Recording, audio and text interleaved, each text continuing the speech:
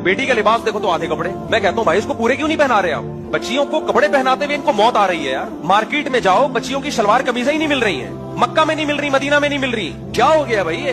बच्चों के जब पूरे कपड़े मिल सकते हैं लड़कों के, लड़कियों के क्यों नहीं मिल रहे? तबलीग में वक्त भी लग रहा है, 4-4 महीने लग रहे हैं, बुजुर्गों से ताल्लुकात भी हैं, तहज्जुद भी नहीं छूट रही। जब बेटी का लिबास देखो तो आधे कपड़े। कहते हैं एक्चुअली वो वाइफ गई थी मार्केट से, ये उठा के ले आई, वो कह रही कोई बात नहीं जब बड़ी होगी। मैंने कहा ना ना ना, जब बड़ी होगी नहीं पहनेगी।